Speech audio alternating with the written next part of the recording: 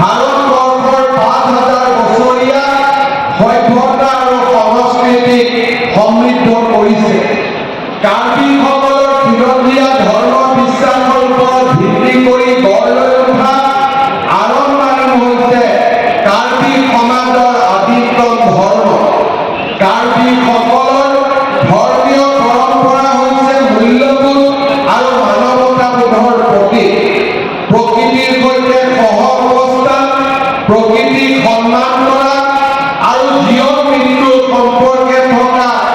গভীৰ উপলব্ধিয়ে হৈছে কাৰ্বি আংলঙৰ ধৰ্মীয় বিশ্বাসৰ মূল আধাৰ।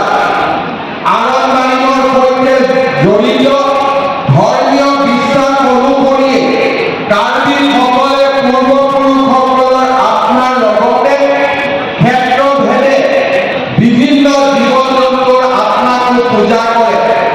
কাৰ্বি লোকবিশ্বাস অনুসৰি প্ৰতিটো ক্ষেত্ৰই পবিত্ৰ আৰু সকলো ক্ষেত্ৰৰে একোজন নিৰ্দিষ্ট অধিপতি থাকে।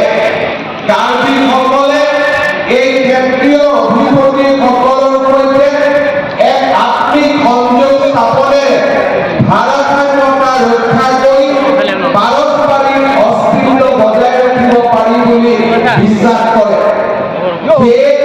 এই শক্তিসমূহৰ সৈতে সম্পৰ্ক সন্তুলন ৰক্ষা কৰা আৰু ধৈৰ্যবাদ, এই দুয়োটাই হৈছে কাৰ্বি ধৰ্মীয় বিশ্বাসৰ প্ৰাথমিক দৰ্শন।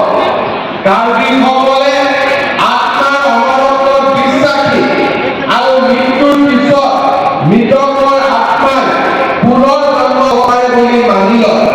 কাৰ্বি ধৰ্মীয় বিশ্বাস মতে মৃত্যুৰ পিছত মৃতকৰ আত্মাই ফি-ফু আৰব নামৰ পূৰ্বপুৰুষসকলে বাস কৰা গাঁৱলৈ যায় আৰু পিছত পুনৰ মৰ্ত্যলৈ ঘূৰি আহি মানুহ হিচাপে জন্ম কৰে।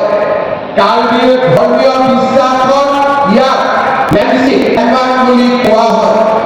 কাৰ্বি আংলঙৰ ধৰ্মীয় জগত আৰু বিশ্বাসে আদিম যুগৰ পৰাই প্ৰাকৃতিক পৰিৱেশ আৰু পাৰিপাৰ্শ্বিক ভাৰসাম্যতাও ৰক্ষা কৰি আহিছে।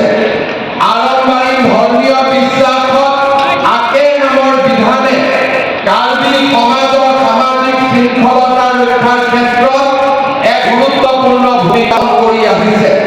সামাজিক শৃংখলা